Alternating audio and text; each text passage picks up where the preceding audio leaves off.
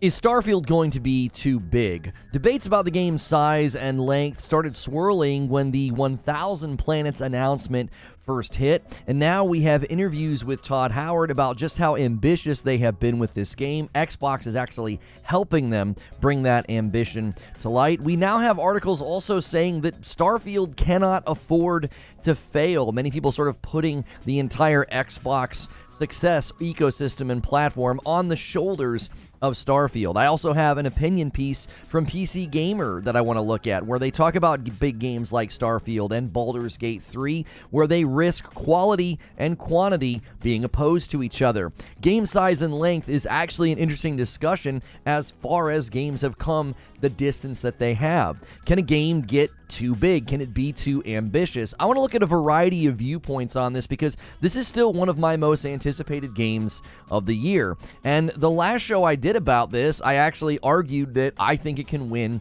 Game of the Year. Now, I put all of the good information right here at the beginning of the stream, so that way you don't have to go looking for it. If you like this kind of content after the opening monologue, I discuss it with a live audience. Make sure you hit subscribe and the bell button so you don't miss these shows. The more information that comes out about Starfield, the more excited I get. But some are looking at the size and the ambition of the game, and they're worried that it in fact will be too big. With the rise of open world games creating a strange, almost open world fatigue in many gamers, Starfield seems to daunt some of the potential player base. I happen to think that this is probably at some level a subversive goal that the game has. We are exploring space after all. But I wanted to look at a couple of viewpoints and consider them. First, I have a PC Gamer article that says both Starfield and Baldur's Gate 3 have reignited the quality versus quantity debate. It begs the question, can a game be too big? Can it be too full? Many accused AC Valhalla of this, while others loved it for the same reason. Second, I want to look at Todd Howard's own remarks about the ambition of this game. He seems to think that without Xbox, the ambitions for Starfield would not have been realized. And third, I have an opinion piece from an article saying that Starfield cannot afford to fail. In similar fashion, the recent Kinda Funny interview asked a question about the weight of Xbox being put on Starfield's shoulders. To a certain degree, I think the pressure being put on this game is unfair. Bethesda and Todd Howard did not cause the gaming drought that led up to now. They didn't set out to be a flagship Xbox title when they started making Starfield. But even if they don't deserve it, it's definitely where they're standing right now. They kind of feel like the opening band for a comeback tour for the Xbox platform. So let's look at the PC Gamer article first. First, the title of the article I think is a positive one. They say that Starfield and Baldur's Gate 3 have reignited the quantity versus quality debate around RPGs that promise a billion hours of gameplay, but I think they can actually deliver. And I think the quantity versus quality debate is interesting. When I was on a podcast recently, one of the guests said that he was tired of massive games with hundreds of hours. And while I get the open world game fatigue that many gamers feel, I don't think that means games like Starfield shouldn't be massive in their scope and their size. By its very nature, Starfield needs to be Leviathan-like to pull off the fantasy and the RPG goals that it has. Now, the article starts off by saying the following.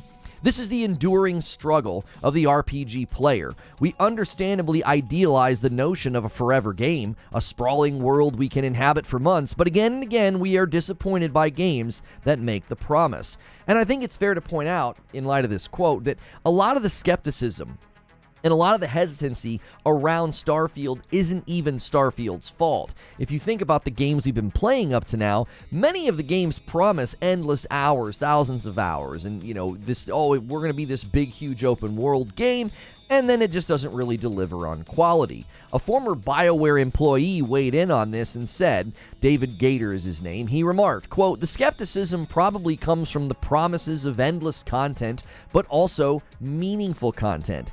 Things which haven't really been compatible to date." I guess we'll see. This is where I found the debate landing if you think about open world games in general. Assassin's Creed games, as an example, they're accused of map bloat and too many fetch quests. Even in the recent Todd Howard interview, the kind of funny interview that he did, I did a reaction to this with my good friend 30 and Still Gaming, and we got into this discussion. I think many gamers look beyond the veil a little too quickly. You can sense the video game beneath the game, and then immersion breaks. The minute you sense that familiarity, because familiarity breeds contempt. So as soon as it seems similar, the minute a game like Starfield gives you that familiar feeling of, I've done a mission like this before, you begin to feel that annoyance. And this can happen in any game. It's more likely to happen in games like Starfield, where there's just mountains and mountains of filler content. And I have nothing against filler content. I happen to think it's necessary for games like this, because what else are you going to fill the game with? You couldn't possibly fill this game with really excellent handcrafted story for hundreds of hours. That's simply impossible. That would be a task no game company could achieve right now. Now, the author gave an example of what this might look like in games like Ghostwire Tokyo, where he enjoyed the beginning hours of the game, but after 12 hours, the repetition made him never want to go back after completion. And this is the dilemma. There are games that will accept 10 to 20 hours, that's sufficient, and anything beyond that is just not something that we're looking to do. You hit what I call the game loop apex. This is basically the point where you enjoy the game most, and then it just slopes down from there. You can't stay at that height forever. Once you get all of your abilities, or you hit a certain stride with your power, your attacks, or whatever the game is delivering within its gameplay loop, the gameplay loop apex happens in different places for everyone. And in a game like Starfield, that's the real trick, is getting people past this so they keep playing. PC Gamer has a suggestion. One solution really is just to not participate in the RPG-length arms race. RPGs don't have to stockpile more lines of dialogue than all the others to be good, or even to be Game of the Year. This is, I think, a well-made point, but I don't think this necessarily applies to Starfield. They cite games like Knights of the Old Republic, System Shock 2. They had recently played through 28 hours of Knights of the Old Republic and 12 hours of System Shock 2, saying that was a sufficient amount of time. I would say that a lot of people are not expecting that from Starfield if they're a hardcore fan. But the average player might be looking for that. Maybe they only want to play through the campaign and have it take 15 to maybe 20 hours. Beyond that, they're just not interested. Every gamer is different. The author actually cites two more games in this discussion. The Outer Worlds and now avowed Obsidian has pushed back against the expectation that these games should always be endless open worlds, and instead promises meaningful zone-based RPGs as big as they need to be. So, in my own experience with Final Fantasy XVI, I agree with this principle. There are games where I think that's the right approach. Create a sort of contained experience. But Starfield doesn't work without this massive open world feeling. It simply isn't possible. What they're giving you, the experience that they're selling you, you can't have that be a contained, narrow experience that is only going to last a certain amount of hours. The author concedes, though, that large games can be great. Quote, "A large video game, most often an RPG, that feels generous in this way can feel like some kind of miracle." And they point to Mass Effect 2, The Witcher 3, and Skyrim, and more recently, Elden Ring and Red Dead Redemption 2. These are games that they believe achieved big scope, lots of playtime, but also meaningful gameplay. He goes on to say that he's hopeful that both Larian and Bethesda can pull this off and earn those long run times from players. Both Starfield and Baldur's Gate 3 are boasting to be very large and very long games. From where I sit, criticizing Starfield for being too big or too long misunderstands what this game wants to be. I do think, however, the Bethesda approach to having a central linear story will help. If someone wants a more classic, straightforward RPG experience, and they don't want to explore the far reaches of 1,000 planets, they can play that way. And I think that the sort of big game or ongoing game trick, I think that's a little bit harder. Creating a game that's enjoyable and palatable enough to both finish but also spend more time in is a significant challenge. I wouldn't be surprised if Starfield actually succeeds at this and converts people who they just thought they were wanting to finish the story, but they keep going back for more, and they end up really loving the game. That's typically what happens with games like Skyrim. You get a little daunted, it seems too big, too good to be true, and even after you're done with the story, you keep going. I think PC Gamer nails it with this summary statement. At their best, Bethesda games like Oblivion and Skyrim nail the combination of an immersive, other-life simulation with meaningful storytelling underpinning it. And this really touches on the next thing I want to talk about, Todd's ambition. In a bit of a comical exchange with Todd Howard on the Kinda Funny podcast, he was asked the following question. Do you feel like you're carrying the weight of Xbox on your shoulders right now, when that's kind of narrative that's emerging? Do you think Starfield is going to be the standard bearer for Xbox this year? So he's basically highlighting this narrative, and Todd says, I think I was feeling better before you asked that question. Now, he goes on to give a better answer. He's just kind of joking, but it is a little silly to think like, oh my word, you're putting the entire Xbox, system and weight and ecosystem on the shoulders of Todd Howard and Starfield. I think this idea is just unhelpful. Xbox got where they are on their own. It's not up to Todd Howard or Starfield to fix or change that. Can Starfield help the Xbox community morale turn around? Can it actually increase demand for Game Pass? Certainly it can. But their primary job is to deliver a great game, not save Xbox. And I like Todd's real answer to the question. We're focusing on what we can do on this game. I'll say that Xbox their support has been incredible on this. Phil, Matt Booty, and the team over there, obviously we worked with them for a long time, going back 20 years with Morrowind. But being a part of Xbox and their support, it really has allowed us to be this ambitious and take these risks. And fingers crossed. Now, the reason I liked his answer, he's looping Xbox into the narrative, and rightfully so. You bought the game to keep it from becoming an exclusive to PS5. That's according to Phil Spencer. That's why they bought ZeniMax. They wanted Starfield to be for them. They didn't want it to go to PlayStation. So you better throw your weight behind it and get this thing to market as good as it possibly can be. No more Redfalls. No more Halo Infinites. No more lack of oversight. That's just inexcusable at this point. Keep in mind, Todd is answering the question about the weight of Xbox being on his shoulders, and his answer is saying Xbox is a part of this game's development. I think that's important. So if Starfield fails to hit its ambition or goals, you can't say, well, it's all on Bethesda, or, oh, it has nothing to do with Xbox. That excuse, according to Todd Howard himself, simply won't fly.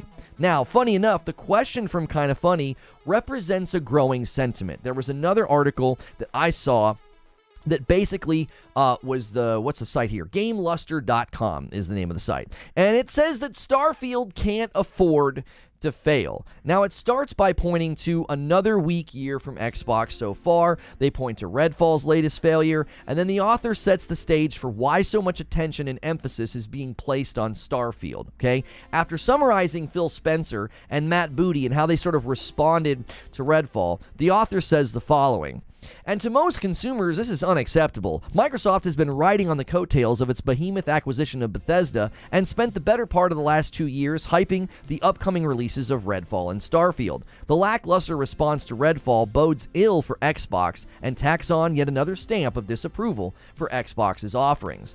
This is why, in many people's minds, Starfield is the chance to turn things around for Xbox. But the author wants to go back even further than before Redfall to really paint this picture. And I think this is totally fair to bring up.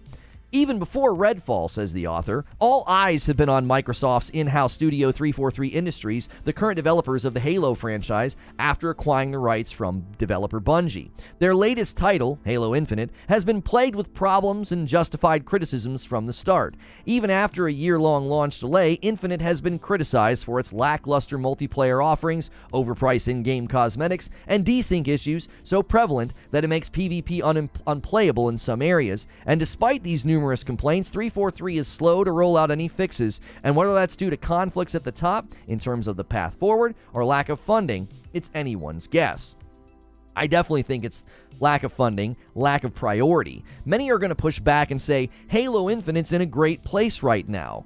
This is simply untrue. Reports are coming out now that 98% of the people who played it on Steam have walked away entirely. And I know you're going to say that's not Xbox's main platform for Halo Infinite, so just this morning I checked Xbox's own most played games page. Halo Infinite was 21st.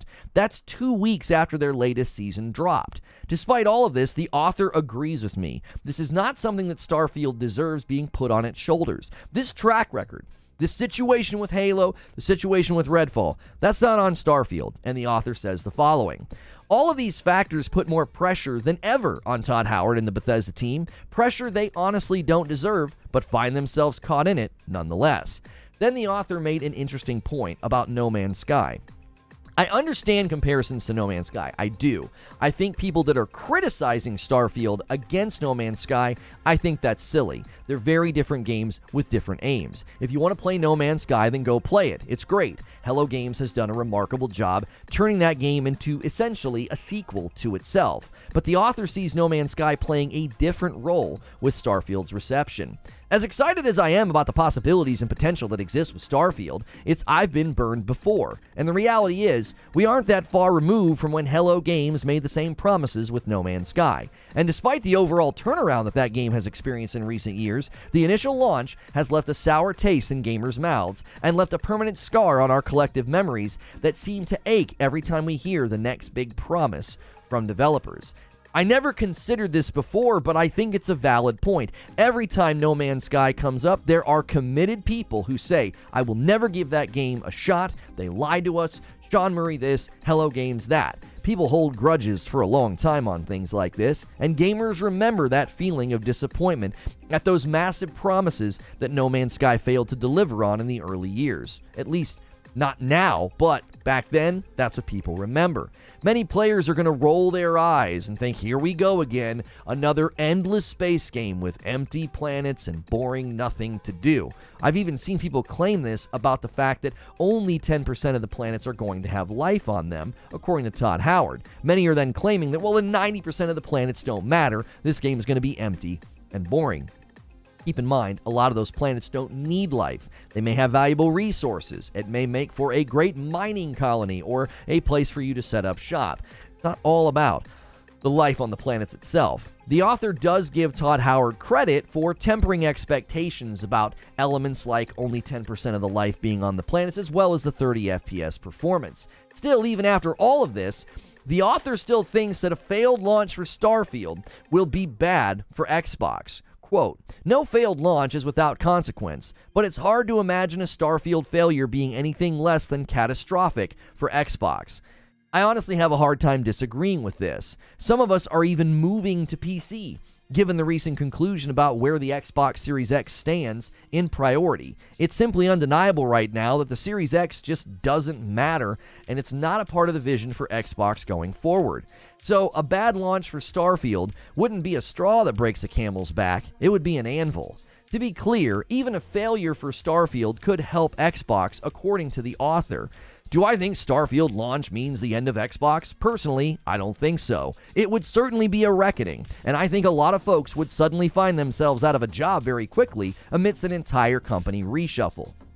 Again, I have a very hard time arguing against this or disagreeing with this. It just adds more pressure that the author's talking about. I, much like the author, do not want Starfield to fail. It could right the ship, as it were, and turn that rudder and get Xbox going in the right direction, showing they can bring a big game to market and make a statement. But I also have to agree with how the author ended their article. He says, I do think Xbox and Microsoft as a whole need their own come-to-Jesus moment, and it's long overdue. You can't continue to rush projects, churn out unfinished games, charge full price, and not expect backlash over and over again. The buck has to stop with somebody, and maybe a rude awakening is just what the company needs.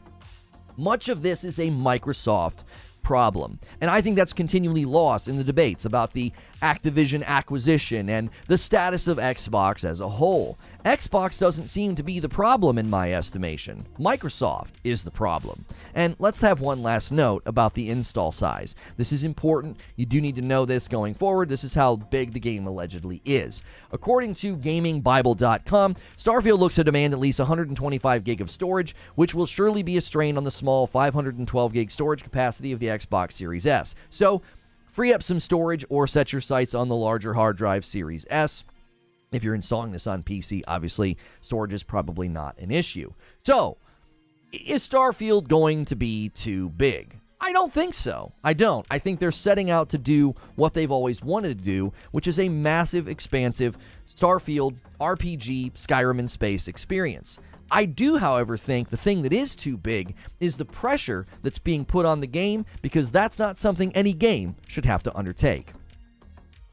So let me give you my thoughts and my conclusions. The debate about game size and length and quantity versus quality, I think that's an interesting discussion. I think that's far more interesting than anything we've talked about recently, because as soon as we've gotten to the point where games can almost swallow up the size of Skyrim, players are having doubts. And I think that's a natural course of the gaming evolution. We've reached a point where we can make games that are seemingly endless. The content just never runs out. But innovation and creativity are still needed to make that content compelling. The second thing I want to say is, with the continued and growing opinion that Starfield has the Xbox platform on its back, I think and hope they can pull this off. It'll be a win for Xbox for sure, but I think it'll be an even bigger win for Bethesda. And it'll prove something many of us have been saying. Invest in your first-party games and studios. Maybe Microsoft and Xbox will have an epiphanistic moment with Starfield. Look at what happens when we invest in a game. Look at what happens when we let a game cook and it comes to market at quality. But if the game fails, it'll certainly cause the deserved blowback beyond just Bethesda. My conclusion is this. Even before the game is launched, I feel like Starfield is a Skyrim moment for Bethesda already. It has everyone's attention without even being in the market yet, and that's an impressive feat. But it also means there's a greater risk if things are not up to quality at launch.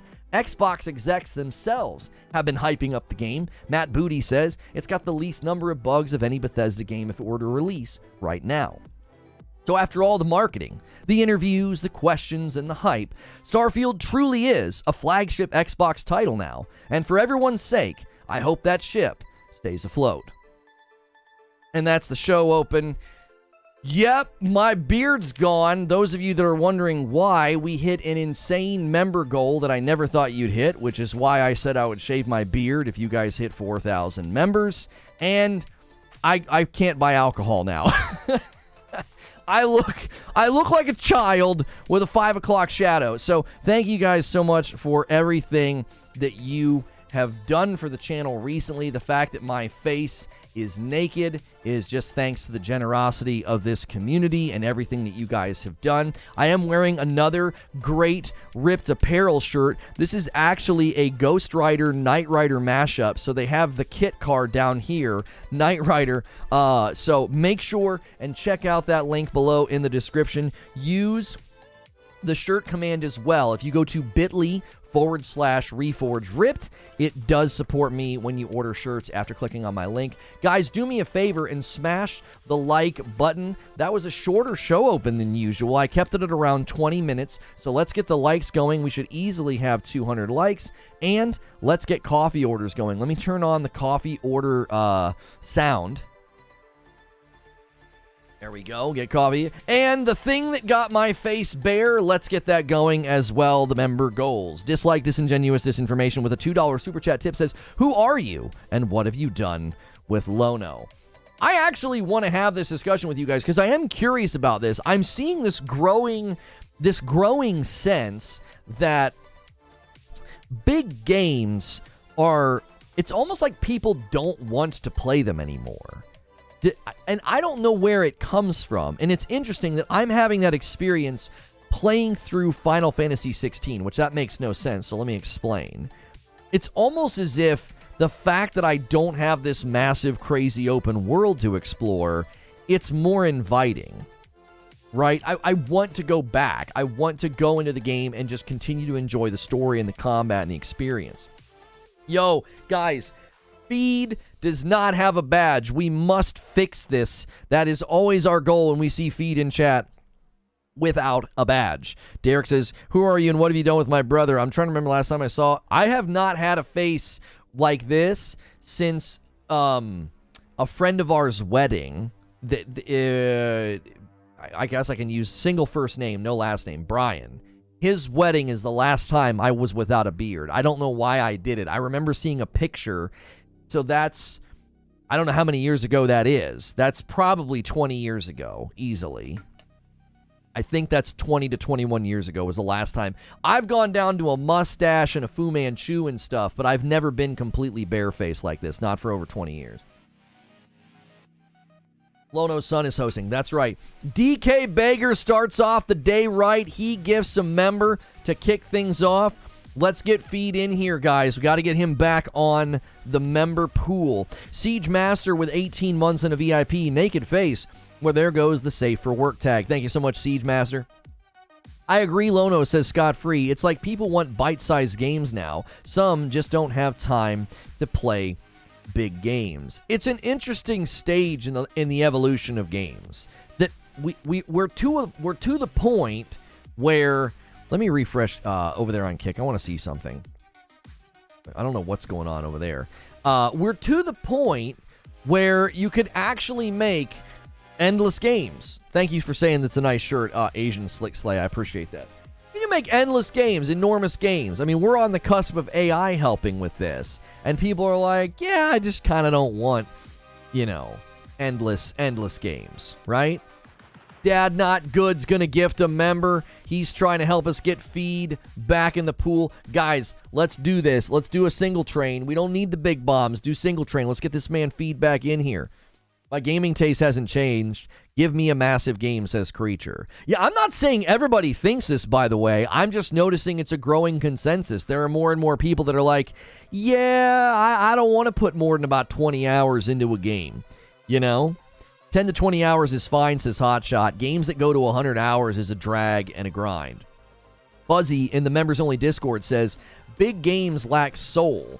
Look at something like Vampire Survivors, a $3 game that can give someone hundreds of hours of entertainment, and then you have something like Diablo 4, which becomes a slog post-level 85. $70, and I wanted to quit after hour 50.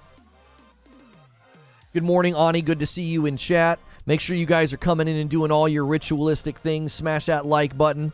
Brutal Gear says, smaller games with more care and impact feel way better than mandatory filler content. Yo, Hex is going to join the single gifted train, and he bumps the line to 3, trying to get our man Feed back in here. We're almost to the 5-member layup. Diablo is my thing for now, says Monty Mole. Got its hooks in me, but I can't have anything else on top of it. Big games lack soul. Elden Ring had hundreds of hours. I don't think he was saying all big games lack soul. I think he was just saying that's a common thing, right? That's a common thing that, like, hey, these big games feel kind of empty. I don't think he's saying every big game lacks soul. It's just sort of a general trope now that you just have some big, massive game with nothing in it. Dan, with 23 months in a VIP, says IGN reported that Xbox said Sony's making a slim PS5. Did they mean to say Pro? I think they're just referring to the unified SKU. They're getting rid of the disc version of the PS5, so I don't know if they're going to call it a slim or slim it down. All the leaks pointed to it just being a unified SKU. Here come all the members. One from Infinite, one from Stone Spire, and one from Raptor. Takes us all the way to 6, and then Dad Not Good is going to drop a 5 spot on the chat and takes us to 11, halfway to 25. Feed still without a badge. We are setting our sights on getting our man Feed back in the member pool. Kenneth Williams with 6 months says, youthful Lono, and pick up some Reforge coffee. That's right. Yo, the beard is gone. That's right. You guys hit 4,000 members. It's your fault, not mine. YouTube Lurker says, the show is right to discuss this, but it feels like internet rage. People complain that Stray is not a game because it's 4 hours, and now people complain that Starfield is 400. What I think it comes down to, YouTube Lurker, is it's all about what do you want to get out of a game. There are plenty of games that I wish were shorter so that I could enjoy them. I could play them in smaller doses. There's just games that I'm like, man, this is such a fun game, but just requires way too much time.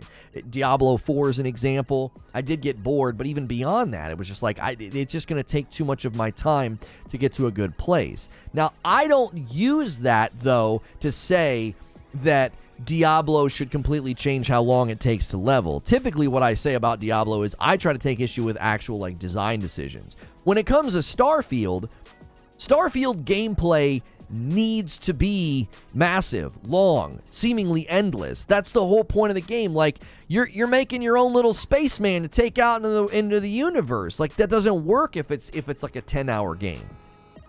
Xanatos with 11 months, and it's a member plus. Morning, Lono. Keep up the great work. Best gaming source around. 8K members, and we get a mohawk? Question mark. Oh, I don't know about that. Joker Quinn pushes the member count to 12. Somebody wants a member count, like total member count. I checked this morning, and it was a little. You guys were barely holding on to 4,000.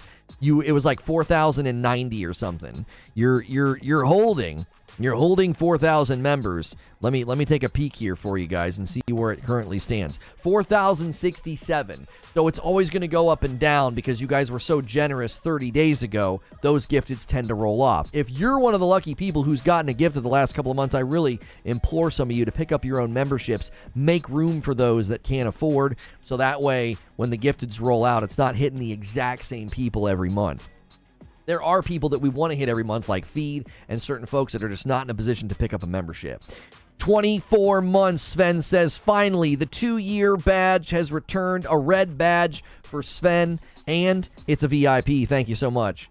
Harry said something. Harry says, I think people are just tired of being told about a big living open world just to spend 5 minutes running past one-tap enemies to get to the actual fun content. The awe wears off 1 hour into the game. And I thought that was where the author did a really, really good job of saying, I don't have the timer on.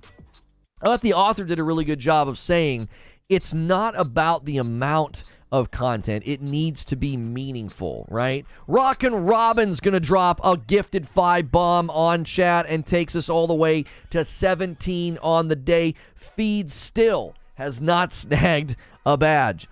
Eugene says, I'm loving Final Fantasy XVI's loop. Story mission, couple little side quests, forced to do a story mission, couple new side quests, for story mission, repeat. No meandering, just a game progressing forward. I think it's all about the game type. If that's what the game wants to do, I fully support it. I support the idea of a game saying, we're just going to go from point A to point B. We're not going to do this meandering thing. We're not going to put 18, icons on the map and drown you in futility and side quests. But I do think for games like Starfield, you of necessity have to do that. Joker comes in with a single. Raptor comes in with a single. Takes us to 19. Almost a 5-bomb layup. Thank you guys so much. It goes to Mokwi Ninja and Smokin'. Cardoc Ren says, I'll put us right on the doorstep of 25 with a 5 gifted bomb. Takes us to 24. Another 5 come in from Shiny Red Flag and takes us to 29. Already rolling past the goal. This community is so generous. They're like, we will get Feed back in the pool today. Celebrate the bald face, by the way. You guys hit 4,000 members last month. That's why my face is bald. I got to admit something. I went back and watched the footage. I think the mustache played. I know I'm not allowed to keep it. My wife doesn't like it all that much. Creature was crying like a baby about it. Oh, it looks bad. Get that out of your face. Whatever. But I know I can't go back to the mustache, but I thought it played. I thought it worked. Jake with 23 months says, hey-o. Thank you so much, Jake, for hitting almost 2 entire years. Butters, you're talking in members chat instead of live chat. You said, you offer me an open world and there's nothing to do in it. That's the issue most of the time underlying these games. What is an offer usually of a fetch quest and 7 different quest types? Right, but here's the problem with that, right? Dash was better than this. Yeah, I mean, this isn't bad, but this will be over in a couple of days. Dash needs to be the main. Here's the issue with what Butters just said, okay? Filler content. There's people that like the goatee. Okay. The clean-shaven face is a vibe. Yeah, it makes me look about 10 years younger. I already don't look my age. I'm 42, and then I do this, and it's like, now I look like a freshman in college. Anyway, I want to discuss filler content for a second, because I think that this is one of the challenges right now with game development. If, let's just say, ground level 1, you're deciding to make a game, okay? And you decide that you want to make a game sort of in the vein of what Starfield's doing. You want space exploration, you want RPG, you want long tail engagement. By the way, if you guys are enjoying the show, make sure and hit subscribe and the bell button. That way you can talk in the chat. We want to hear what you have to say, okay? So, if that's the game that you want to build, I feel like out of necessity, you need some level of filler content. Hey, I lost my goat. Hey, if you help me out, I'll help you out. Can you go collect 15 rocks for me? Okay? You've got fetch quests. You've got favor quests.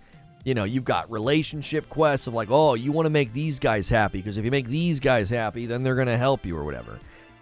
Okay, I'm fine with that. I'm actually fine with those types of quests being made because they actually, I think, out of necessity, have to be put in games like Starfield. I don't think it's avoidable.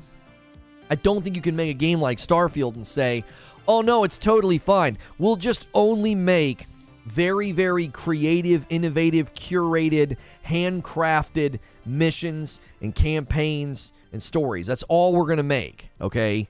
I don't think you can do that. I genuinely don't think that that's possible. You need filler content. And I think that this is the problem with filler content. DK Baker bumps us there to 30, setting up the 20 layup. If somebody wants to slam it home to 50, DK Baker tosses it up in the air for you. But when all you're doing are filler quests, then it becomes boring and pointless. That's the thing I tried to drive home in the opening monologue. We know that familiarity breeds contempt. The more familiar you become with something, the more likely you are to be like, this is lame, I don't like this, I'm out, right? I'm sick of doing this. Here's the issue. This has nothing to do with Starfield, by the way. This is a video game challenge. If you're making a video game, this is a challenge. The challenge being that the minute that I detect I've done this before, I'm going to get, at least at some level, maybe annoyed. Maybe I'm a little irritated. Maybe I feel like you're wasting my time. Whatever it is, right? Whatever it is that you don't like about it. You're like, I've done this before. I've done a fetch quest before.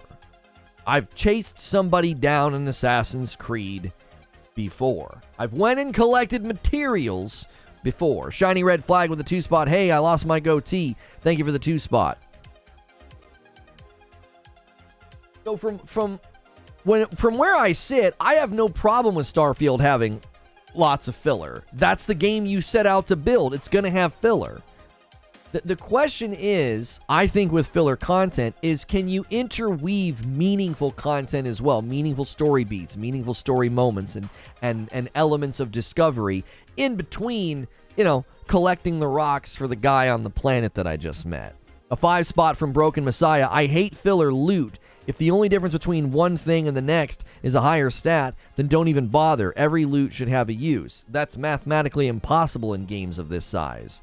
You have to be like, oh, I just found a shotgun that's better than my previous shotgun. It does more damage. That's unavoidable.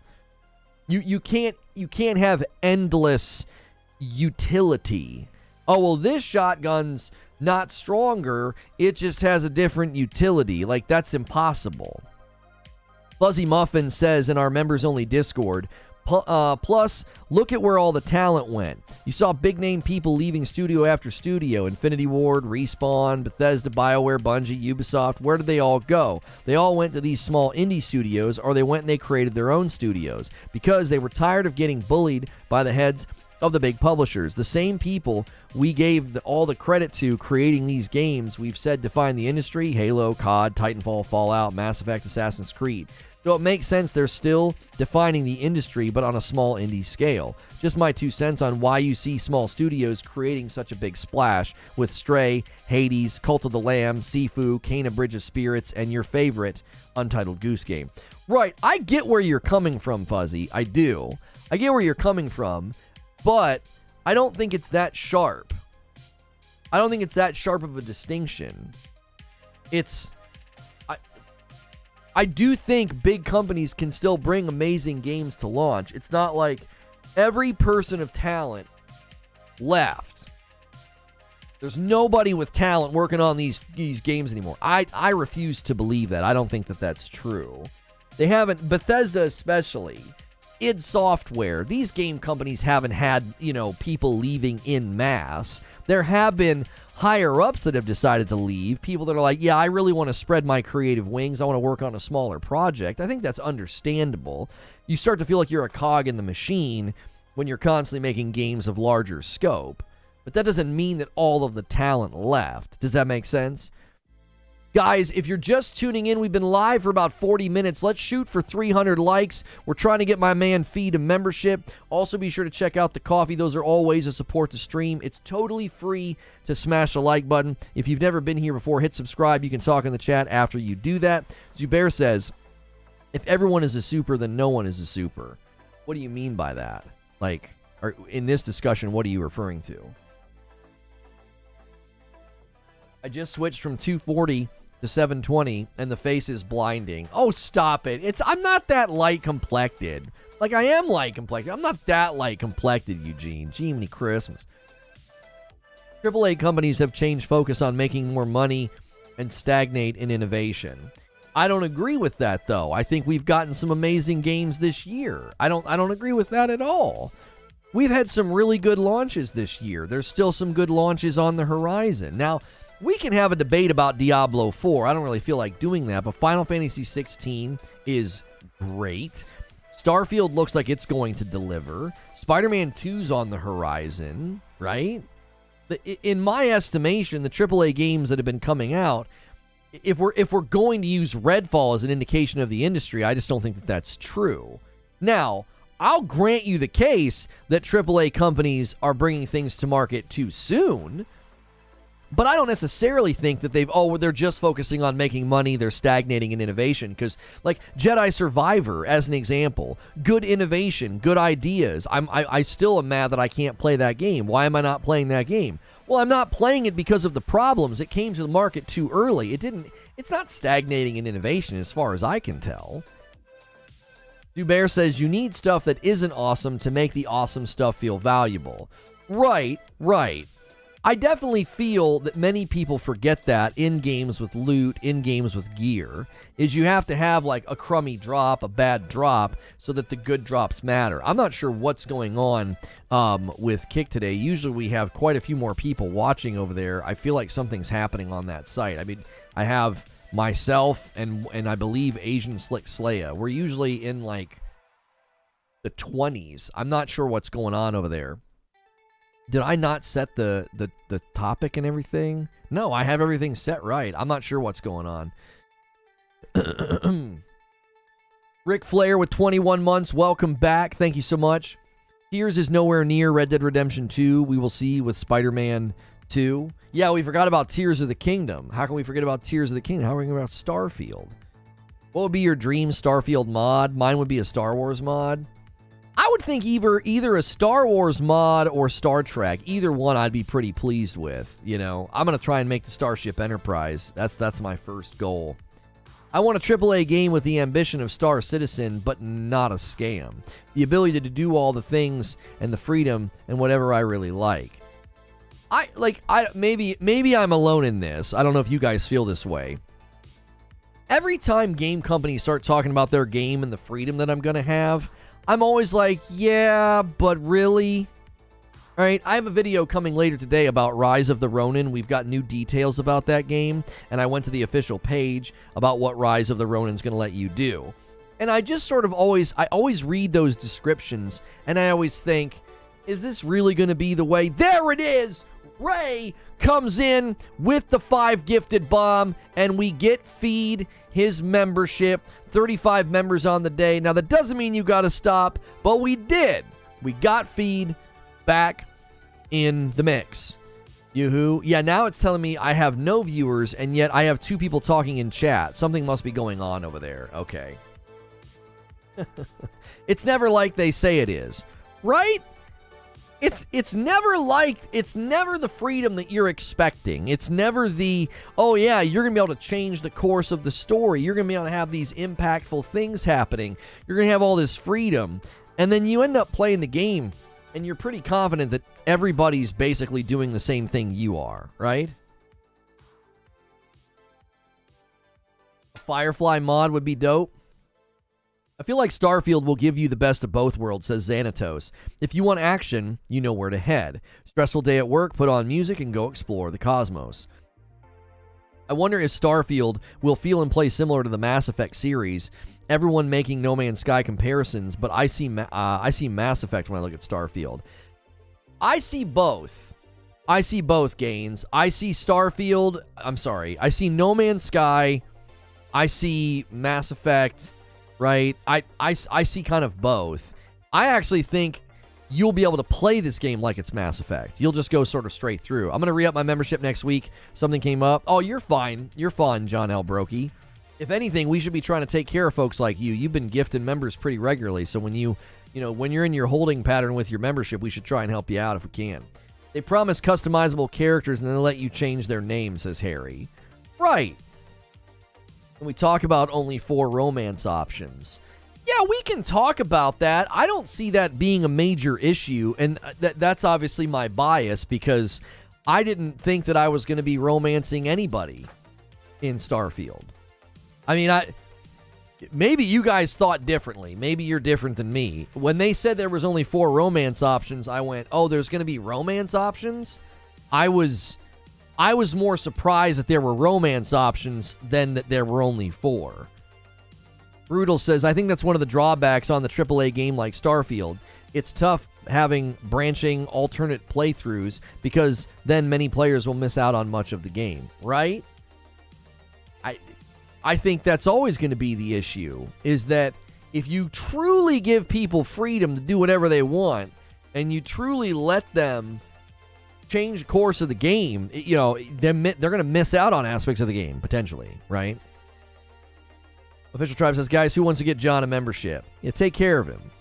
Who is this presenter and where did Lono go? Wait, you guys are getting romance options? I don't really care about romance options. Yeah, that one didn't bother me. Now, again, that's my bias. If you really care about romance options, you might find only 4, romance options disappointing. I did not pick up the Metal Gear collection, no. Hilly Hijinks comes in with 29 months and it's a VIP. Says, I feel gaming is suffering from Holy Grail syndrome. Lots of noise and posts expecting something intangible every time a AAA lands. Expect the game in front of you, not the one in your mind. I think that's a good word, Hilly. I do. It's interesting, too, because I actually think that the marketing's becoming more accurate. Now, obviously, that wasn't true with Redfall, but I feel like the marketing's more accurate now. When they marketed Tears of the Kingdom, when they marketed Final Fantasy 16, I feel like what I got in those games was what they marketed. Now, we can talk about performance issues in those games, but that wasn't suddenly like, oh, this is not what they promised me. This thing's missing. This is not as good. This is not as substantive. I do feel like marketing's getting more accurate, which is interesting because historically, marketing for video games was incredibly inaccurate. It was very overhyped. Glad tidings, Lono. What's up, my gaming and tech brethren, says Trippy Moon. Lono, we're going to need to get that coffee in K-Cup, or I'll need to buy a Real Man's coffee maker. Just use the K-Cups command. You can get reusable K-Cups from Amazon. You'll save money. D-Tom with 22 months and a member plus. Hilly nailed it. Morning, everyone. So happy to be part of this community. Thank you, D-Tom. It's showing 8. Yeah, now it's showing 10, Pat. I don't know what was going on. I don't care. I was just noting it. It's like, man, if you guys are over here watching, we want to make sure we're getting credit for that. Want to make sure that it's looking right. We expect every element to be best in class because we compare to decades of games. It's hard not to, says Zubair. And I think that's part of the metamorphosis principle that I outline sometimes, Zubair. It's like you can't undo the fact that you've been playing games for 10 years. So all that's in your mind. So you expect the next game to not make any of the mistakes of the previous game, even if they're completely different developers. Even if they're not even the same game type. You just expect it to not do what the last game struggled with. You expect it to be better. It's almost as if you experience video games on this trajectory. What would that be? It's not a continuum. Is it a continuum? Is that the right word? It's almost like you experience it on a continuum. You expect games to keep moving forward, and game companies are always going to be like, well, no, we're still struggling with that. Or, oh, no, we still have to use filler content. Or, yeah, we're still going to do fetch quests. It doesn't matter that you've done them in the last 10 games that you've played. That's not something we can stop doing just because you played a lot of games that happen to have fetch quests. Stonespire says, I never like to be forced, always optional. I was upset that I couldn't romance Judy, though. Oh, you guys are talking about the romance options? Yeah, I remember not liking... I was unable to romance the older woman in Mass Effect, the doctor. I was like, that was who I wanted to romance. I thought she was the one to go for on the ship. You know, you go and get her that, you go and find her that bottle of liquor on that space station, and you have a drink, you know, and you're thinking, oh man, you know, we might have a little spark here, a little flame, and then you can't. Nothing ever happens.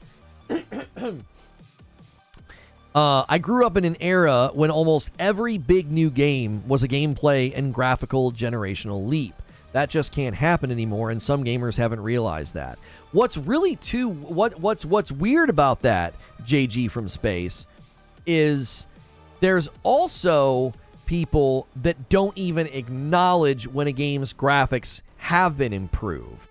I noticed that with Jedi Survivor. People are like, oh, it looks like the previous game, and then when you actually did side-by-side comparisons, it looked incredible, right? OMG, Lono looks like he's 18 again.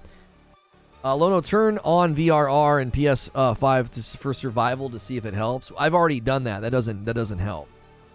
It dips below the frames per second that VRR is supposed to help with. It still stutters and skips, and it's not something VRR can fix. It's having issues on PC as well. It's having issues even if you run it in quality mode, right?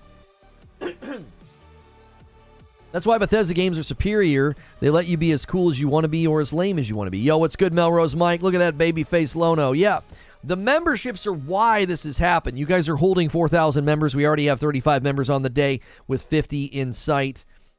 I don't know. The games I'm playing, I feel like leaps in total package. I agree with that. I think that's what's been interesting lately, is the dialogue around games is so... I feel like it's false. We talk about games as if they don't look any better, and it's like, but they do look better. I mean, I'll talk about Starfield. I think within the realm of the game type that they built, this game looks incredible. Now, obviously, I'm not happy about the performance choices that they made. I'm not happy about that. But graphically, a game of this size and scope, it looks really, really good. Find me any game that's going to let you do all the things that Starfield's going to let you do, and does it look this good?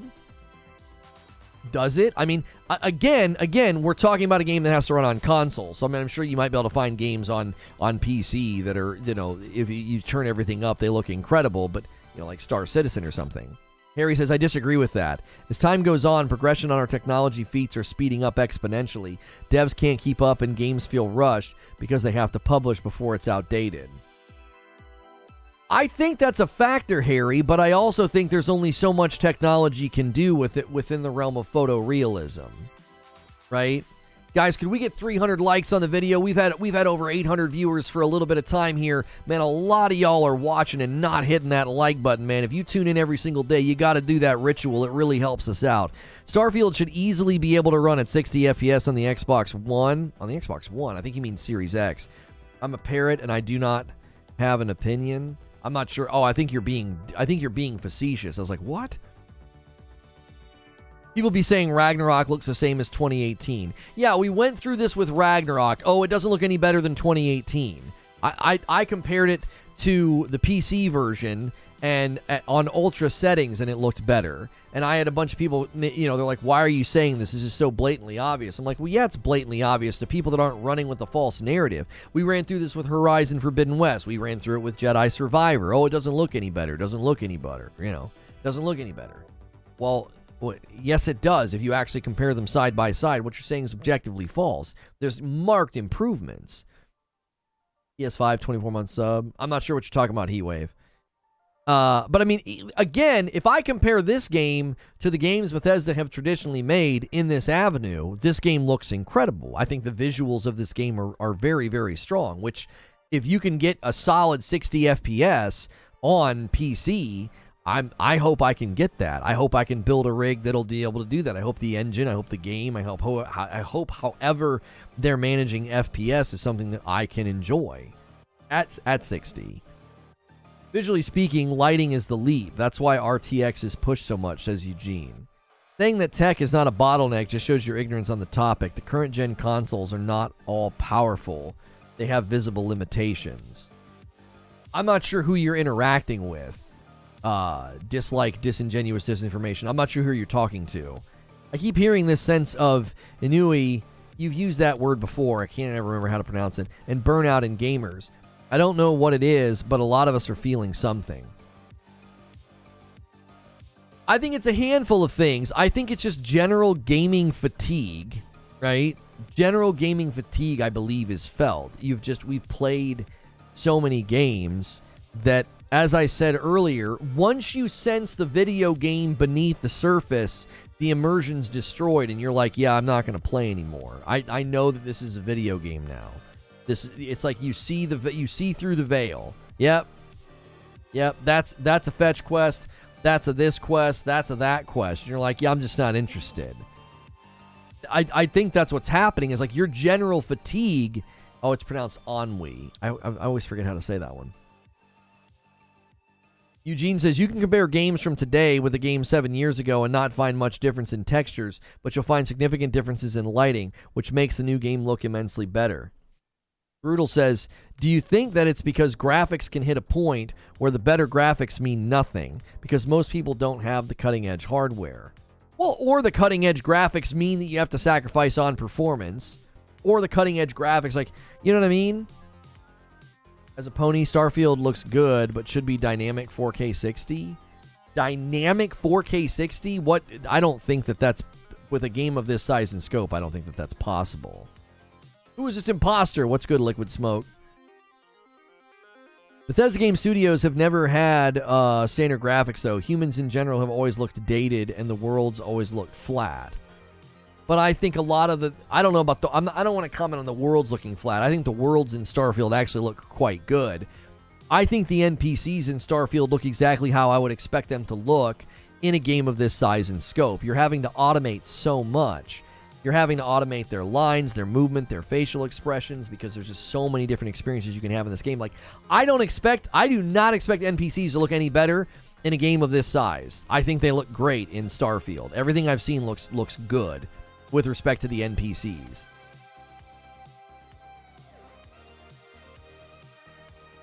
You saw the glue behind the curtain, and it looks like, and it explodes the immersion, I think is what you meant to say.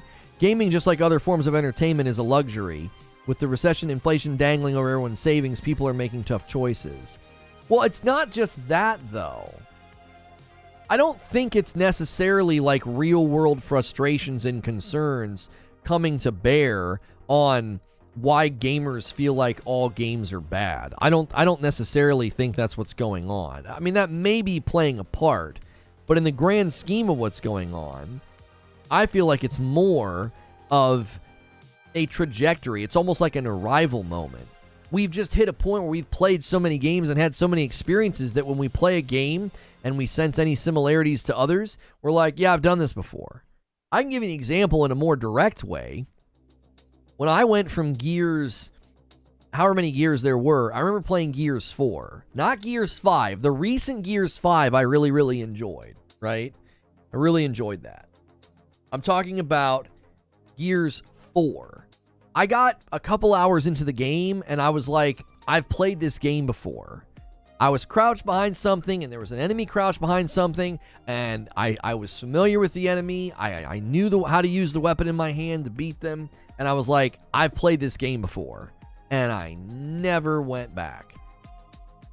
I just never went back. Now, when I played Gears 6, I said, I'm sorry, when I played Gears 5, I said, this is new. This has got new stuff in it. This has new mechanics. This feels different. This is good. So I think something similar happens the minute you sense in the game, oh, I've done this before in another game. You take it out on that game, I think rather unfairly, but your brain does this kind of on its own. So it's kind of, I don't know, it's kind of hard. What are you going to do? What, are you going to shut your brain off? I mean, it's not really possible. I'm not saying all games are bad, says Zubair. There are really good games out there, but I have changed in some way. Starfield, I worry they prioritize something weird like barren planets over romance options, or who knows what else. Eugene says, I remember that day with Gears of War 4. I was there. Yeah, I was streaming. We were like down in some area. We took some elevator down, and I was like, I've played this game before. Like, this is boring. This is not a new experience. Now, I do want to push back a little bit on what I'm saying and kind of argue with myself a teeny bit. It's okay if it's not an entirely new experience. I think expecting every single game to usher in a brand new experience is ludicrous. Like when you play Spider-Man 2, when you play Final Fantasy 16, when you play Diablo 4, when you play Tears of the Kingdom, you're having a lot of experiences that you've had before. I tell you what I meant to say. Oh, it loses its immersion. Got it. Oh, no, something hit different with you. Oh, you shaved. Look at that baby face. That's right. This year in gaming has been the best year in a long time. Hogwarts, Zelda, Resident Evil 4, Final Fantasy 16. You were defending a fort from a locust attack. Is that what we were doing? I remember doing that and thinking it was there were like these robots that we were fighting, and I had like a new gun, and I remember thinking that was pretty good. And I remember saying like, I feel like I've played this before. And then I continued to play. I remember we took an elevator down. We were in some dark area, and I was trying to shoot some guy behind cover, and I had that bow, and I was like, I've played this game before. I'm freaking bored. And that's why, the reason that I wanted to talk about this, is Starfield going to be too big? Is because I'm already kind of anticipating unfair criticisms of Starfield. Now, somebody asked me about automation. I think it was Broken Messiah. Question then is automation good? I think that's the wrong question. The question is automation necessary? If the answer to the question is yes, then there's no further discussion to be had. If you want to make a game the size and scope of Starfield, and you want to have all these interactions and have all these NPCs talking with you, automation is a necessity. You're not going to handcraft every facial animation, every NPC hand movement or body language. You can't handcraft that level of engagement. It's simply impossible. The game would never launch. It's a necessity. They have to use automation. I don't think you can make a game at Starfield state as large as it is and not lean on automation. Hogwarts had to do the same thing. They had to lean on automation. You're interacting with a lot of NPCs. I think the biggest mistake Hogwarts made is they didn't make enough diversity in what people looked like. I'd be talking to somebody and I'm like, this is just a blonde Sebastian. This is just a blonde so-and-so. Oh, this is just that other girl with curly hair. Like they had the same faces. That was my only real issue with Hogwarts. The automation in their mouths and eyes and stuff, that's fine. I cannot expect them to have that level of realism and character design in a game where there's that many potential interactions. Butter says, I said in a Discord live chat, but like you said, gaming is getting to the point we see behind the curtain and we lose the immersion. That has been refreshed with the intro of VR, in my opinion. Listen, you know that I'm the unlikely convert to VR, Butters. I always said I knew I would enjoy it as long as I didn't get motion sick. I always thought, yes, I know if I experience it, I'll like it.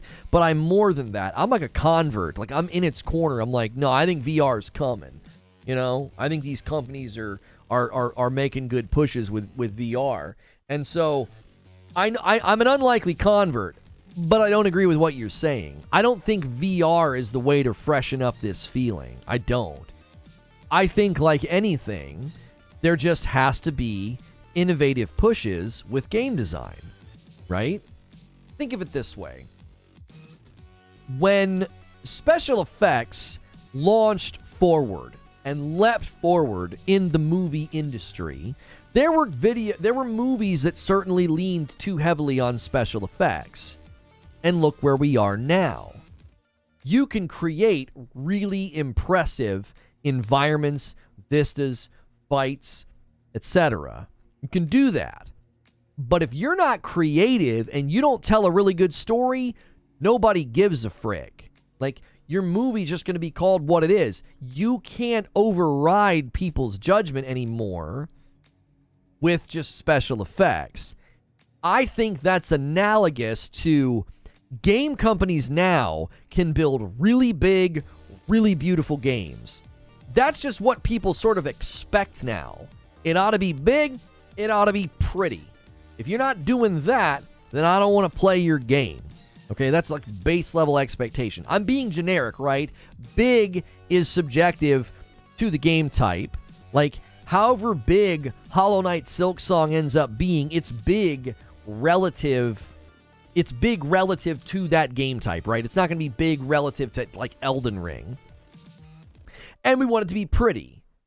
Again, Hollow Knight Silksong looking pretty and Starfield looking pretty are pretty in their own right.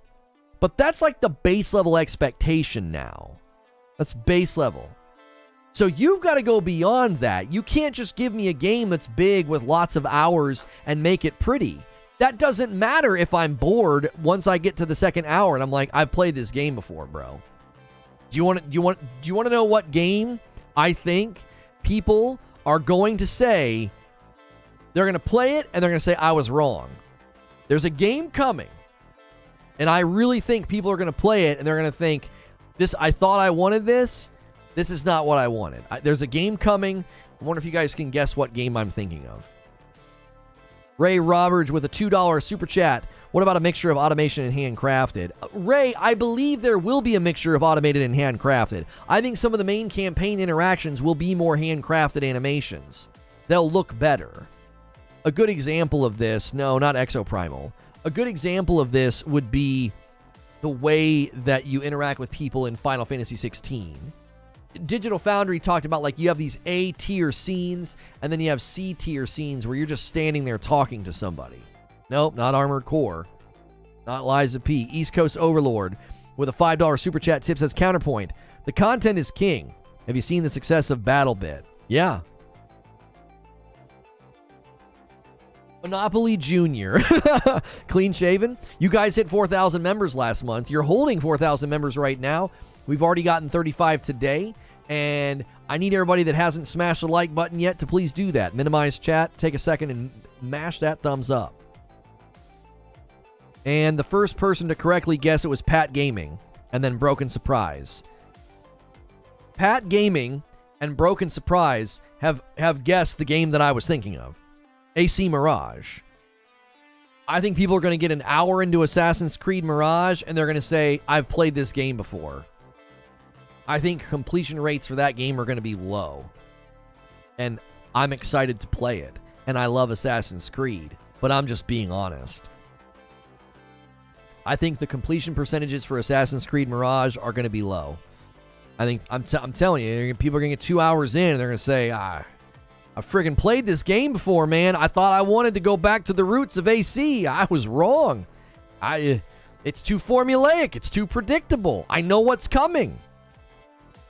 I hope I'm wrong. I hope I'm wrong, because I love Assassin's Creed. I think it's so dope. They're doing like a love letter to fans of the classic formula. I think that's awesome, but I'm telling you, that's my prediction with AC Mirage. Yo, Savage Sharkbite with 22 months and a member plus. Welcome back.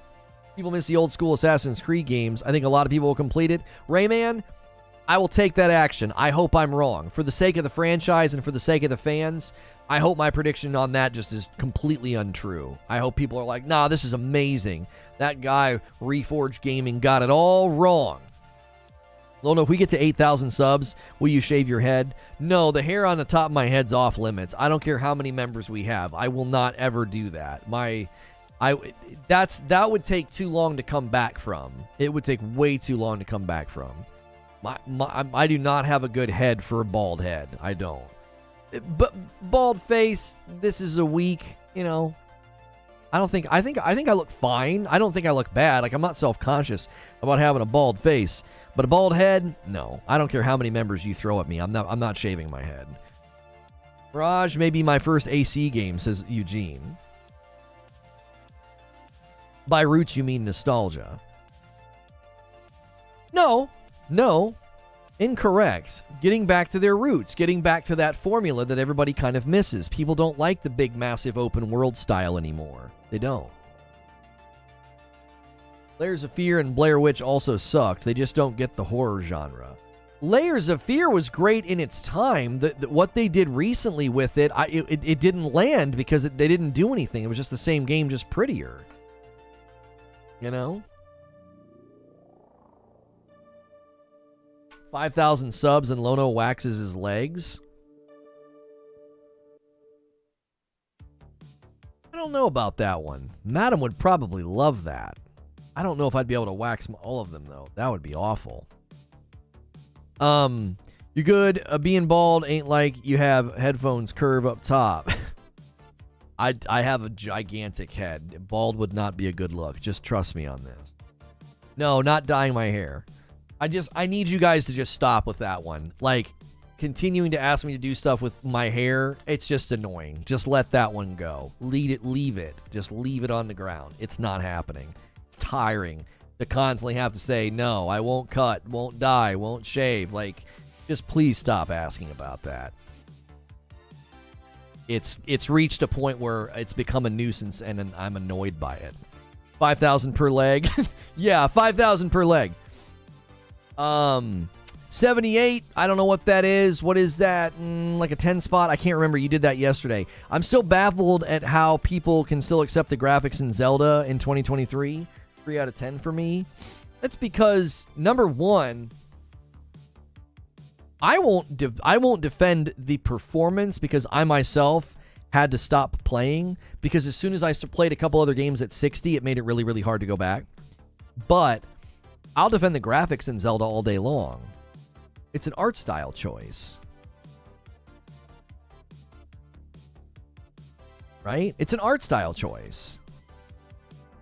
To be fair, you push them to shave your face. Yeah, but shaving my face is a little bit different than like what Creature's talking about. Member goals are not humiliation. Like, let's make you look like a clown for a month, right? Shaving my face, that's like a week long of, I got a baby face for a week. That's no big deal. Making me look ridiculous for a month? That hurts the content.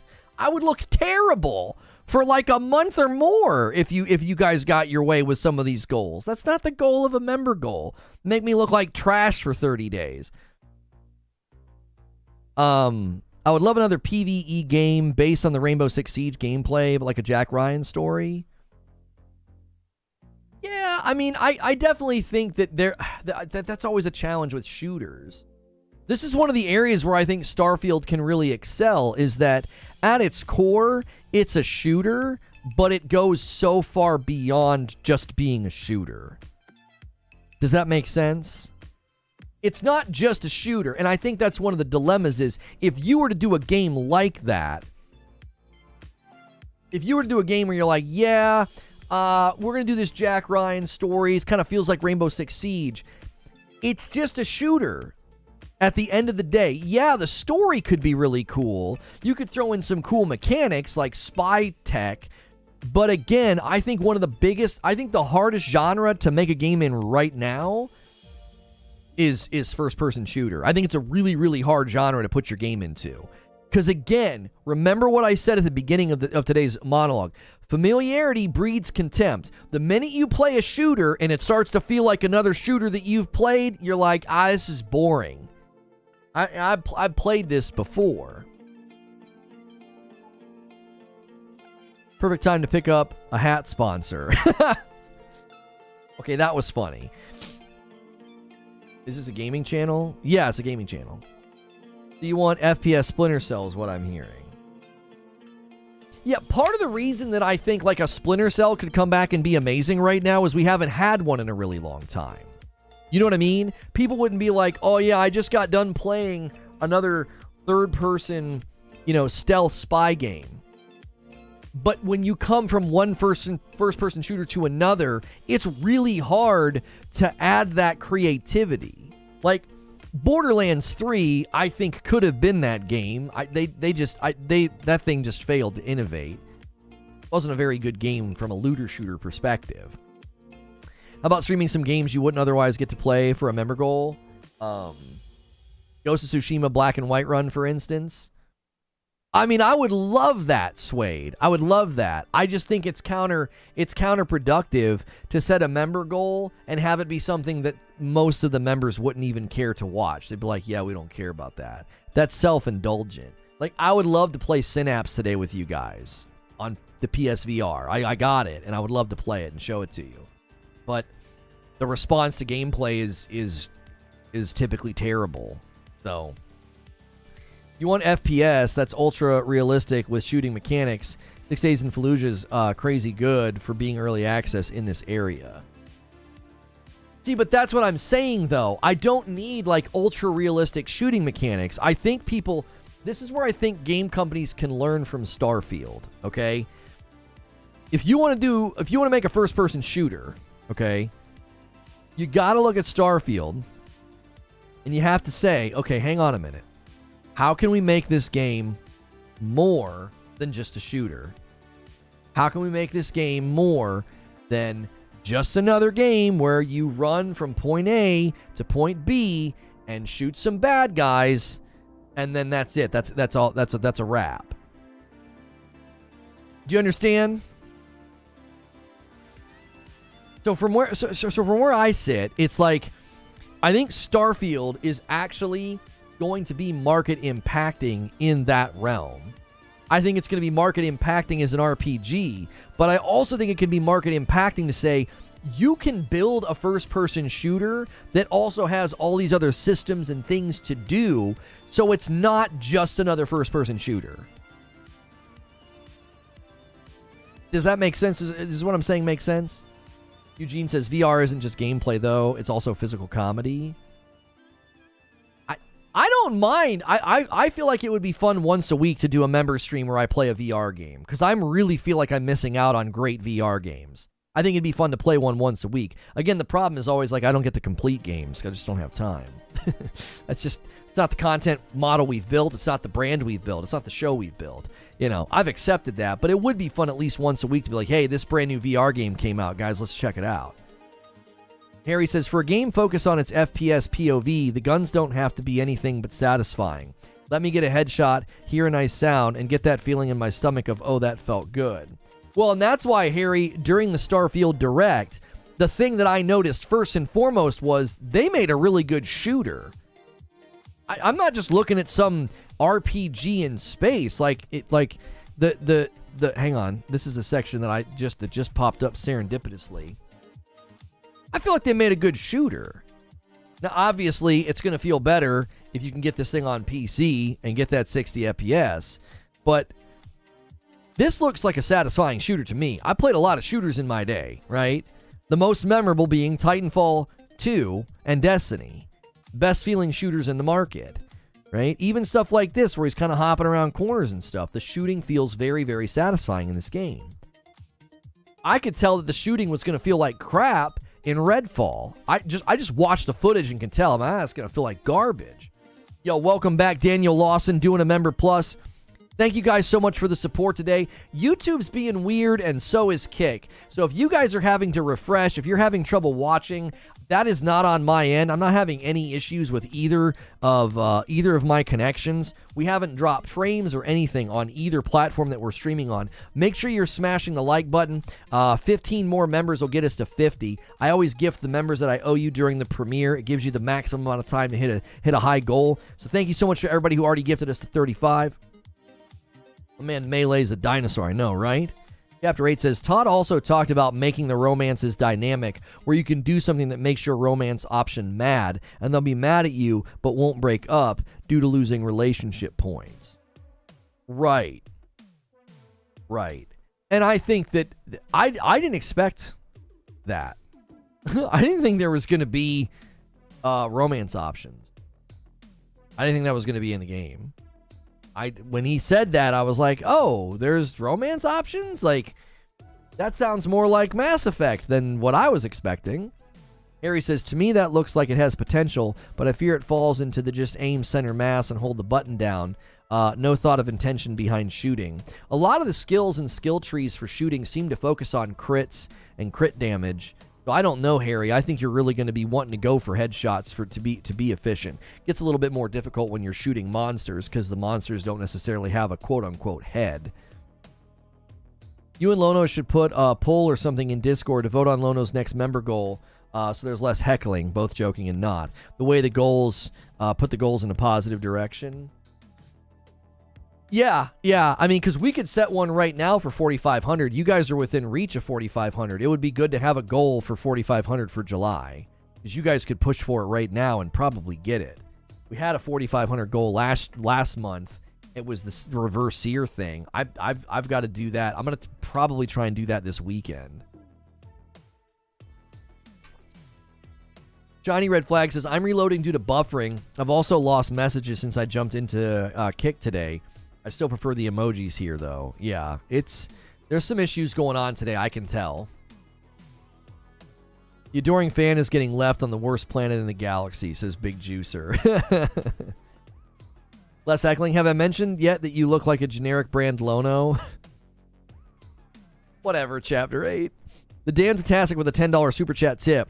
What about a first-person Stardew Valley? I think that would be really unique, unless it's just a farming simulator.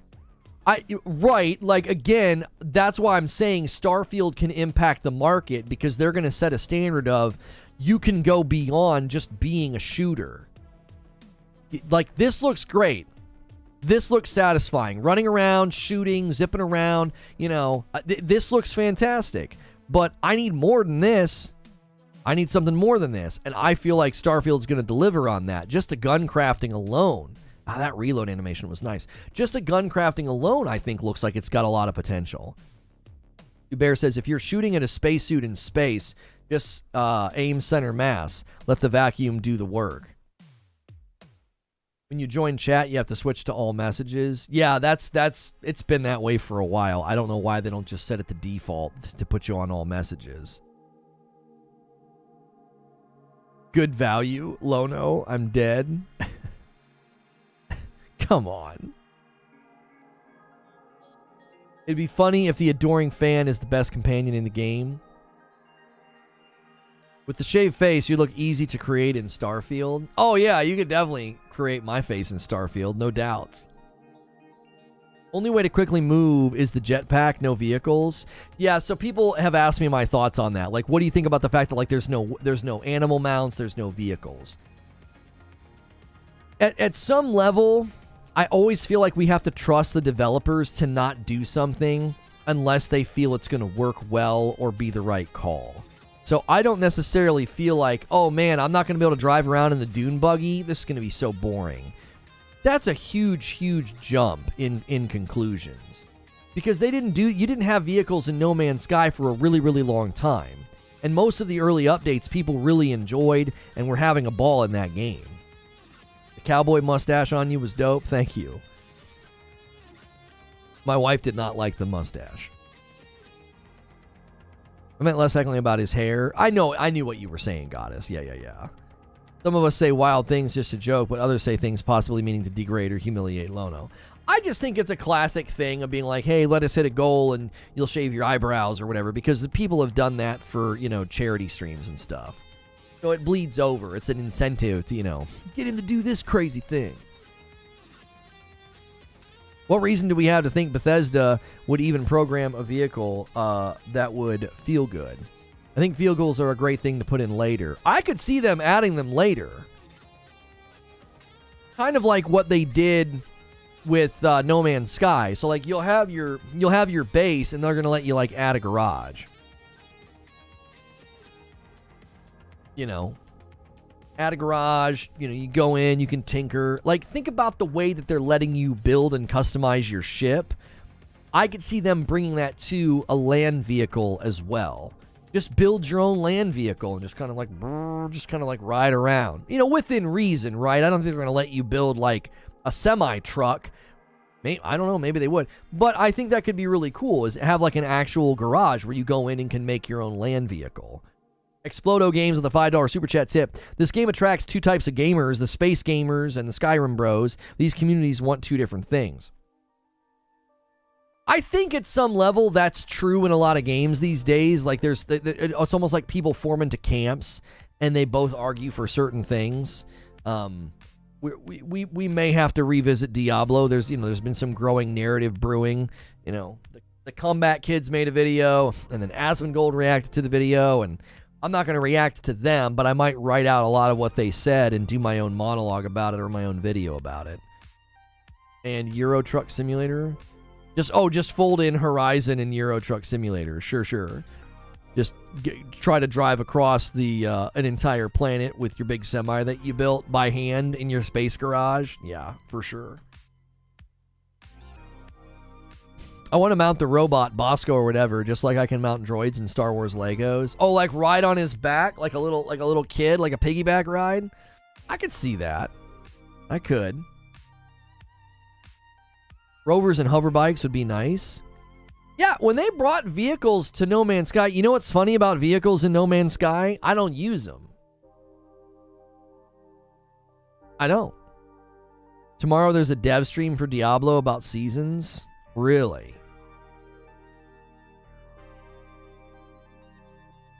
Since you cut your facial hair, you must fight Inner Ishin on Sekiro. Hair change equals Sekiro boss fight. Oh, I'm not doing that. Zubair says, oh, now I want that game. I know, right? You start imagining like how good a game like that could be.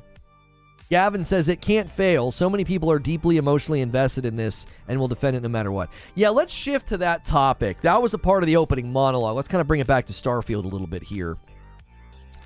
What do you guys think about the growing narrative? And I don't think it's fair, by the way, and I talked about that in the show opening monologue. I don't think it's fair that Xbox is sort of being put on the shoulders of Starfield. I don't think Bethesda signed up for that. I don't even think they knew when they got acquired that this game was going to be an exclusive. They didn't seem to react as if that was the case. I think they were sold a bill of goods and empty promises. That's kind of Microsoft's MO these days. I think they misled them. But given that reality that this is basically not just an exclusive, but many people see this as being sort of I called it the opening band for the comeback tour.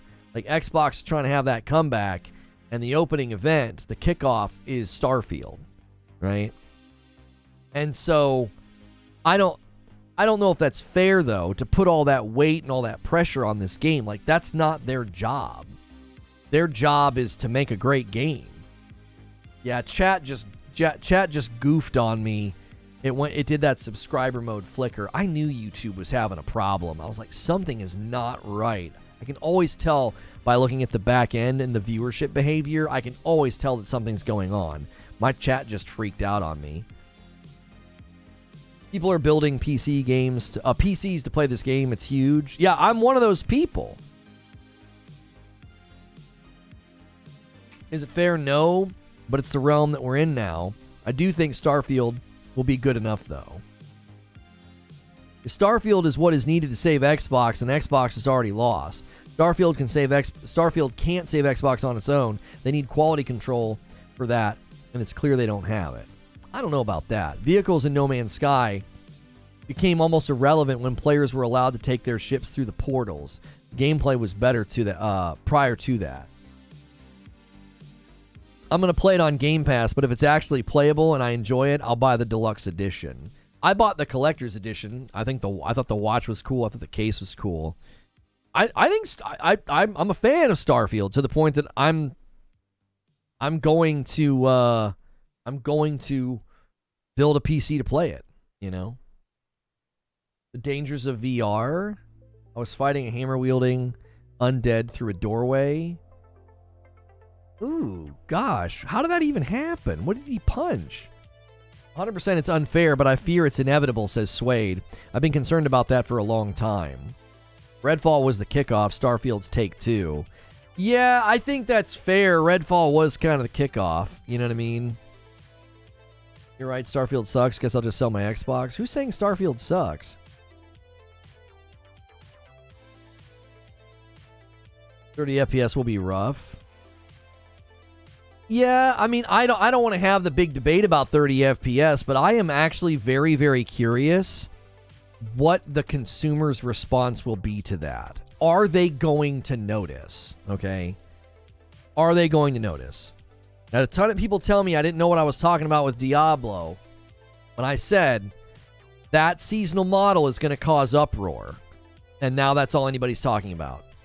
Every video that comes out, every person that's weighing in on that game is all saying the same thing. It's like, I told you all, everybody was going to get hung up on this. Not everybody, but anybody who's not a fan of it is going to get hung up on it. So anybody who's not a career Diablo player is going to say, I don't want to do this. And I think in similar fashion, I think that there's an unknown right now with Starfield. Like, how is the general public that doesn't check Reddit, that doesn't watch YouTube, they don't know who I am, they don't get on Twitter, how are they going to respond to the... How are they going to respond to it? To the 30 FPS? Are they going to say, yeah, it looks blurry, it looks muddy, right? I will say this. I think, ironically enough, Final Fantasy 16 and Jedi Survivor at some level prove me wrong. At some level, they prove me wrong. And what I mean is, I think most people just boot up the game and put it in quality mode. They didn't notice all the problems in Jedi Survivor. They played it at quality mode. They didn't notice they're not noticing the issues in Final Fantasy 16 with performance because they're not playing it on performance. They're playing it on quality mode. And I think because of that, you are going to have a large portion of the player base, of the gaming public at large, that's going to boot up Starfield. They're going to play it at 30 FPS, and they're not going to notice any of it. They're going to be like, no, I play all my games at this level. J-Dub with a $5 super chat. I'll be playing Starfield the way Microsoft intended for us to play on the Xbox Series S. I'll stream it as well. J-Dub, I've considered buying a Series S just to show people sometimes the comparisons, and that might be a game that's good. That's good content. That's good content to say, hey, like, here's how it runs on the main console. This is the main console. Hey, Lono, no facial hair, I see. That's right. I think we struggle to understand and model the average gamer that we worry about. We can't imagine being that unsophisticated and easy to please. No shade, we are actually snobs. What happened to your beard? I just joined. You guys hit 4,000 members last month, so I had to shave it. That was part of the goal.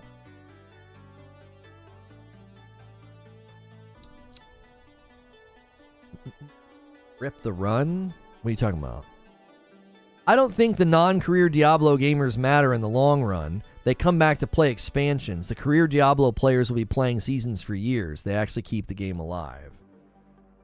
We'll see. My batting average on Diablo is pretty good. It's pretty good. So we'll see what ends up happening with that game. Because I think they're going to respond. I think player-based numbers are gonna cause Blizzard to reevaluate. I do. I think you'll see changes to who can do the seasonal challenges in Battle Pass. There we go. I'm gonna pop my knee. Off topic, going back to Microsoft versus the FTC. I just realized Microsoft is propping Project Q as a console to rival Switch and not an accessory. Hope the judge saw the BS there. Yeah, it's an accessory that requires a PS5. Like, it doesn't suddenly give you a Nintendo Switch. It's you're going to be playing through the internet. It's going to load up the game on your PS5, and you're going to be playing through the internet. Like, that's how it's going to work. I don't necessarily think that you're gonna be able to say, oh no, yeah, Project Q for sure. That's a rival to the Nintendo Switch. Like, no one's gonna buy that and think that. That's ludicrous. If people are refusing to buy battle passes, the system will change. Oh, for sure. The player base is already going down. Yeah, it's almost like I told folks that was going to happen. What's the game that we're doing? Rise of the Ronin debrief. Oh, let's see here. Let's change this. Where is it? That's Starfield. That's that.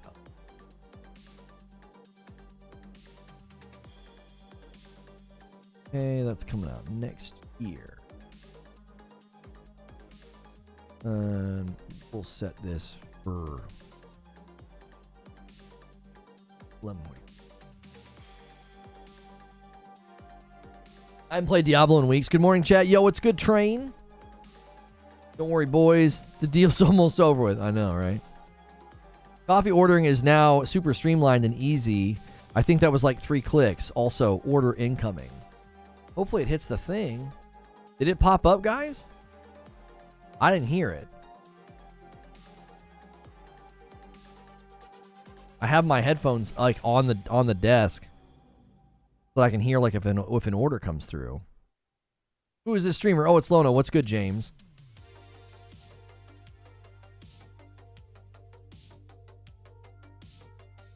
I tell you what we're going to do. We're going to go a teeny bit earlier to the premiere because the platform is being terrible and we're just continuing to lose folks because YouTube's acting crazy.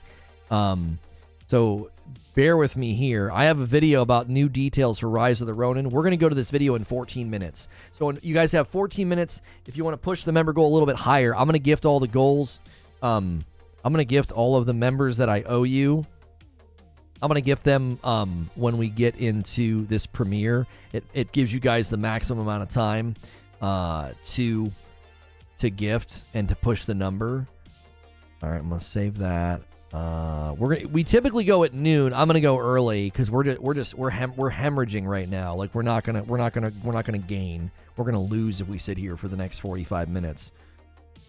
We can continue this conversation with members anyway. That's an incentive to become a member. Let's see. Today at 11:30. Yeah. Do you think we'll see more Starfield at Gamescom? I mean, I would imagine they're going to continue their marketing circuit. I don't see why they wouldn't continue their marketing circuit. That'd be kind of strange. So yeah, I would expect them to continue to push the game out there and show stuff. I don't know how much, but I mean, isn't Gamescom? When is Gamescom actually? Because this game's coming out in September. Isn't Gamescom? I thought Gamescom was typically in October. At least that's what that's like my memory. That's my recollection.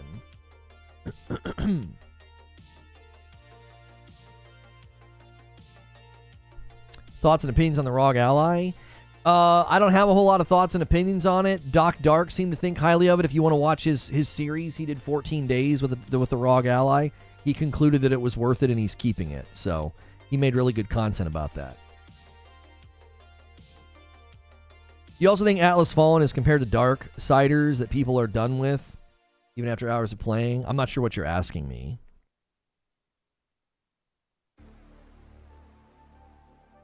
Gamescom is end of August? Oh. Let's see, end of August into September. Yeah, I could see Starfield being there. And making an appearance to really do that last marketing push with the launch date being just around the corner from that. Yeah. Because from where I sit, I don't think they're done yet showing us stuff. I think they've got more to show. Even if it's just a standard affair of like just, another trailer, another gameplay showcase, Lono neither reviews hardware nor leaves the house, so not a great source for a review. It's so true, though. So true. I thought Atlas was more like Monhun. I take that back. I shouldn't make fun of people for not leaving the house. I mean, you're teasing. You're teasing, but it's actually true that the way my life flows, it doesn't make much sense. It doesn't make much sense to buy something like that. I genuinely do not go out. It wouldn't really benefit my life. It wouldn't be enhancing to my daily life. I'm surprised we are not seeing Lee from Bethesda. This is their usual marketing windows, and it's radio silence. Yeah, I did a Pico, not first impressions. I did a Pico unboxing, and then I did a review of After the Fall. I do that in my house, though. They're asking about the ROG Ally. A ROG Ally wouldn't do anything for me. What am I gonna play it on in my house? There's never a time where I can't game because I don't have access to a monitor or a TV or something.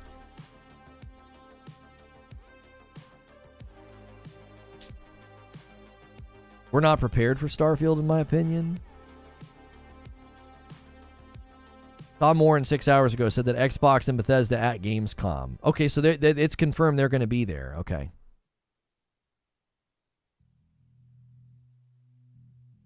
Rise of Ronin looks fire. We've got really, really cool new details. There's a surprising detail. You'll have to watch my video to hear about it. I did not expect this because it's Team Ninja, so you guys will have to wait for that. We're going to be going to that premiere in 10 minutes. So make sure you guys are getting all your likes out of your system. Make sure you're smashing like. We could easily hit 500 likes on this video. Even though YouTube's been a little squirrely today, we still had a great turnout and a great day. We're just going to bounce a little earlier than usual to the premiere. Also, you have 10 minutes if you want to hit the member goal of 50. Right now, I only owe you 5. You guys, yesterday it was like 43 out of 50. You guys keep falling just short of that 50, and you're missing out on that extra 5 bomb from me. So if you push it, I'll owe you 10 total. You can even do that when we're over in the premiere. If you want to save it and wait, and you guys want to do 15 during the premiere, that's a great way of paying it forward to the people that come with us. That's something that you guys can do. I save it for the premiere so that you have the most amount of time to gift. Starfield has not penetrated the Gen Pop zeitgeist at all. How would you measure that, Chris? And how would you know that? If you think Starfield's not penetrated Gen Pop zeitgeist, like the general population, hive mind, ethos, whatever words you want to use, how can you say that?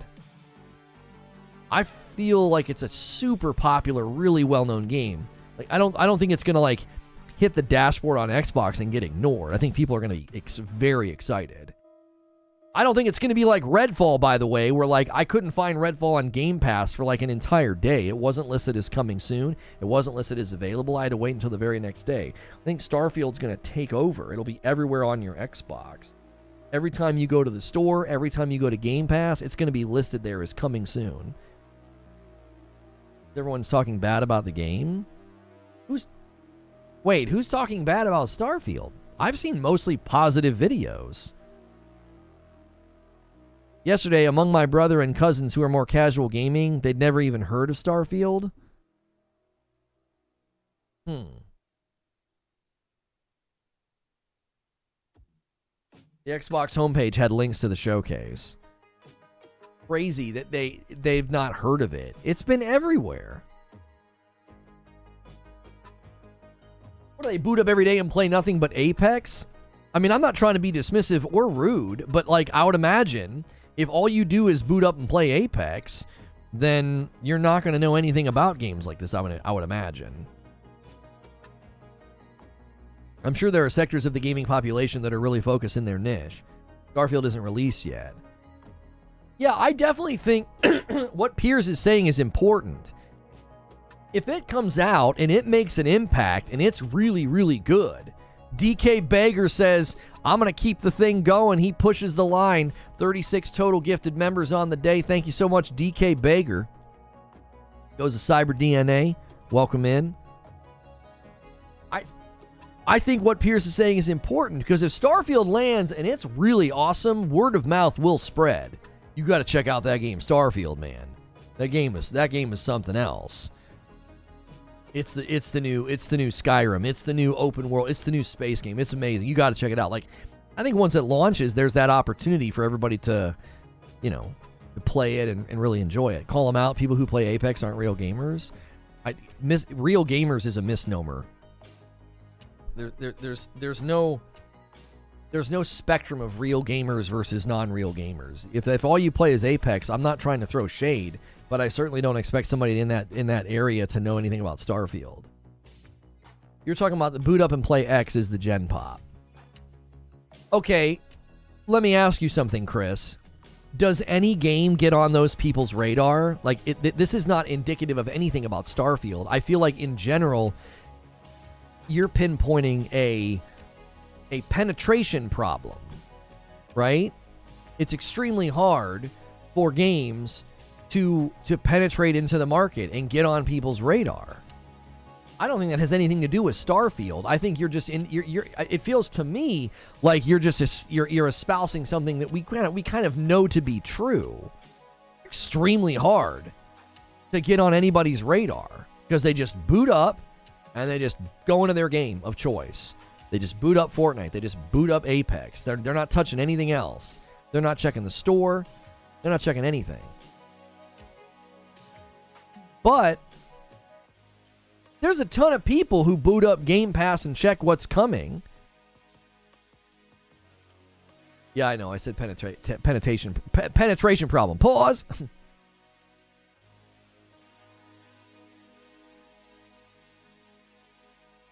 What's this guy saying?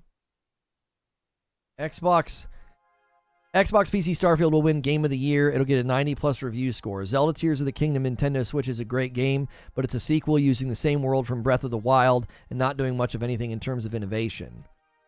I kind of agree with that, but I also don't agree with that. No other game, not Spider-Man 2, not Final Fantasy 16, is even attempting 25% of what Starfield is doing.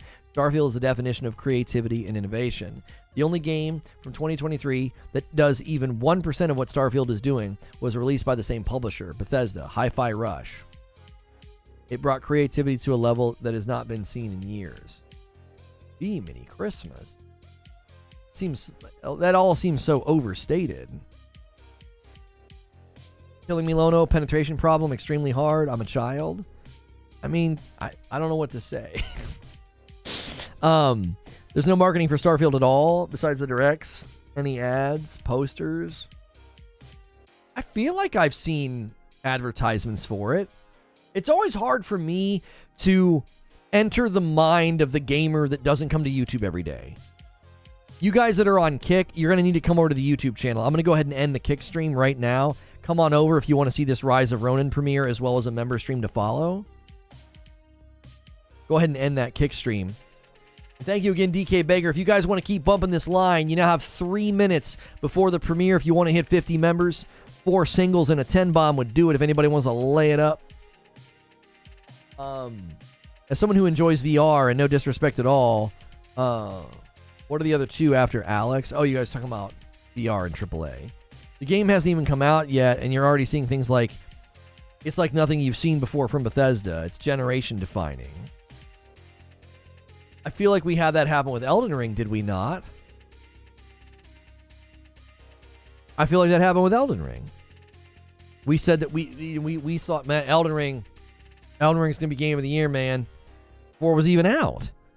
We thought, that's going to be a defining game, dude. This game looks crazy. Most anticipated game, We've seen gameplay.